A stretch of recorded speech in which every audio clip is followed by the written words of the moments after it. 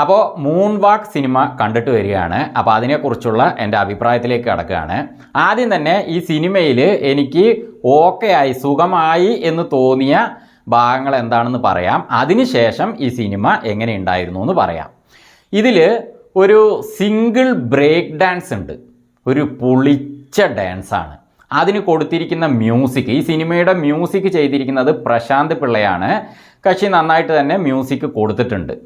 പിന്നെ ഇതിൽ റേഡിയോ ഓണാക്കാനും ഓഫാക്കാനും ഒരാൾ നിൽക്കുന്നുണ്ട്, ഒരു പയ്യൻ. അവനിതിൽ പൊളിച്ചിട്ടുണ്ട്. അവൻ്റെ ഭാഗം നന്നായി വന്നിട്ടുണ്ട്.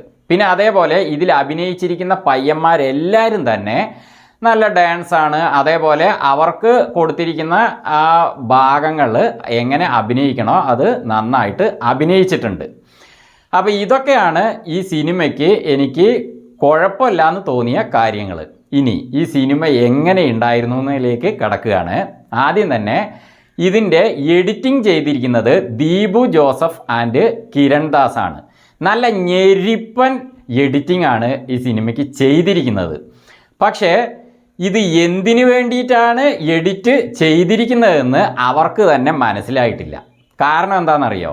ഈ സിനിമയുടെ തിരക്കഥ 5 പൈസക്കില്ലാത്ത ഒരു തിരക്കഥ. അതേപോലെ ഇതിൻ്റെ കഥ, ഈ കഥ ചെയ്തിരിക്കുന്നത് ഡയറക്ടറായ വിനോദ് AK തന്നെയാണ്. കഥ എന്ന് പറയുന്ന ഒരു സാധനം തന്നെ ഇല്ല. അപ്പോൾ കഥയില്ലാത്ത സിനിമയ്ക്കുള്ള തിരക്കഥ അതെങ്ങനെയിരിക്കും? രണ്ടും കണക്കായി. അപ്പോൾ അതുകൊണ്ട് തന്നെ എന്തൊക്കെയോ സംഭവങ്ങൾ ഷൂട്ട് ചെയ്ത് എടുത്തിട്ട് അത് എഡിറ്റ് ചെയ്യുന്നവരുടെ കയ്യിൽ കിട്ടിയപ്പോൾ അവർ എന്തൊക്കെ ആ ഫൂട്ടേജിലുണ്ടോ അതൊക്കെ അങ്ങോട്ടും ഇങ്ങോട്ടും നോക്കാതെ തലങ്ങും വിലങ്ങും അങ്ങോട്ട് കണക്ട് ചെയ്തിട്ട് ഒരു സിനിമയാക്കിയതാണ് മൂൺ വാക്ക്. എനിക്ക് അങ്ങനെയാണ് ഫീൽ ചെയ്തത്. സിനിമ ശരിക്ക് പറഞ്ഞാൽ ഒരു പിഞ്ഞാണ പടം. ഒരു സുഖമില്ല, ഒരു ത്രില്ലിംഗ് ഇല്ല. ഈ സിനിമ ശരിക്ക് ഡാൻസിനെ ബേസ് ചെയ്തുകൊണ്ടാണ് പോകുന്നത്. പക്ഷേ ആ ഡാൻസിനെ ബേസ് ചെയ്ത് പോകുമ്പോൾ അതിൽ കുറേ പ്രശ്നങ്ങൾ, കുറേ എന്താ പറയുക, ത്രില്ലിംഗ് ആയ കാര്യങ്ങൾ, കുറേ അതിജീവിക്കേണ്ട കാര്യങ്ങൾ അങ്ങനെയൊക്കെ വന്നിട്ട് അവസാനം അതിൽ വിജയിക്കുന്നു എന്ന് കാണുമ്പോൾ അതൊരു രസം ഉണ്ടാവും.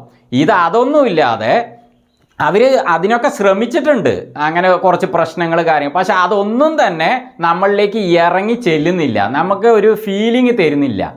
ഒരു ത്രില്ലിങ്ങും ഇല്ലാതെ, ഒന്നും മനസ്സിലാകാതെ അങ്ങനെ മുന്നോട്ട് പോകുന്ന ഒരു പടം.